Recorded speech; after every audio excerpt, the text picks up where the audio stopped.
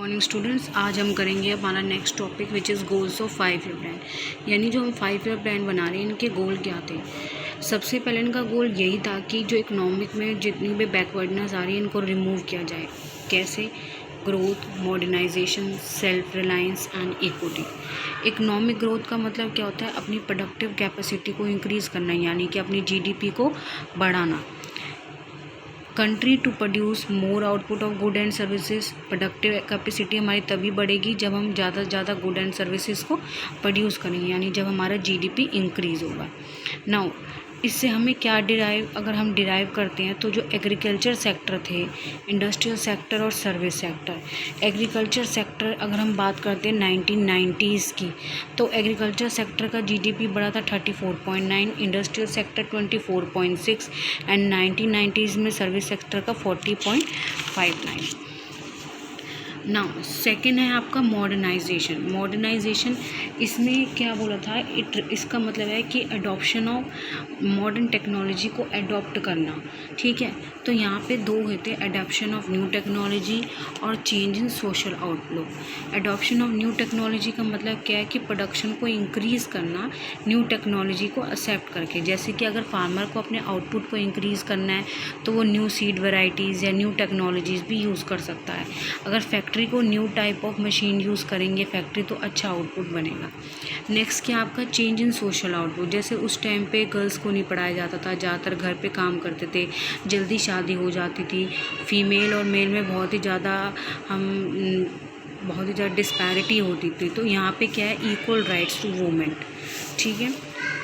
Next, जो modernisation के लिए एक 6th प्लान बनाया गया था 1986 से 1991। थर्ड क्या है? Self reliance. सेल्फ रिलायंस यानी कि डिपेंडेंसी, मोर डिपेंडेंस। इसमें क्या था सेल्फ रिलायंस में कि मोर एंड मोर डिपेंडेंस हम उस टाइम पे किस पे थे? डोमेस्टिक गुड्स पे थे, rather than importing from rest of the world. बाहर से गुड्स ना मंगवा के अपने डोमेस्टिक गुड्स पे थे। The concept of self reliance जो था वो क्या एम्फेसिस करता था ज़्यादातर कि avoid import of good and services. आप अपने डोमेस्टिक गुड्स पे ही डिपेंड रहेंगे, बाहर से आप गुड्स नहीं मंगवाएंगे। जो पॉलिसी ऑफ सेल्फ रिलायंस थी आपकी, जो ये क्यों नेसेसरी थी? ताकि हम फॉरेन डिपेंडेंस पे थोड़ा से रिड्यूस होएं और फॉरेन का इंटरफेरेंस भी कम हो। कि अगर हमारे बाहर से प्रोडक्ट्स आते रहेंगे, गुड्स आएंगे, तो क्या होगा? फॉरेन वाले हमारी कंट्री में आके इंटरफेयर करेंगे, जो कि हम लोग नहीं चाहते थे। नंबर 4 क्या है? इक्विटी। इक्विटी में क्या था? द कंसेप्ट ऑफ जो इकोनॉमिक ग्रोथ था means nothing if benefits of growth restricted to the handful of people in the society. यानी यहाँ पे क्या था? हमें सबके साथ समानता करनी थी। Individual able to meet the basic need, at least वो अपनी basic need food, shelter, clothing, education, health, ये सब तो मीट कर पाएँ। अनइक्वल उस टाइम पे और क्या हो रहा था कि जो डिस्ट्रीब्यूशन ऑफ वो था, क्या कहते हैं, वेल्थ था, यानी इनकम का डिस्ट्रीब्यूशन अनइक्वल था बहुत ज़्यादा, जिसकी वजह से जो कम हुआ कुछ हद तक, जिसकी वजह से स्टैंडर्ड ऑफ लिविंग क्या हो गया आपका? इंक्रीज़ हुआ। नेक्स्ट क्या है कि 1950 से लेके 1990 के बीच में एग्रीकल्चर में क्या प्रॉब्लम्स आई थी? नंबर 1 क्या आपका?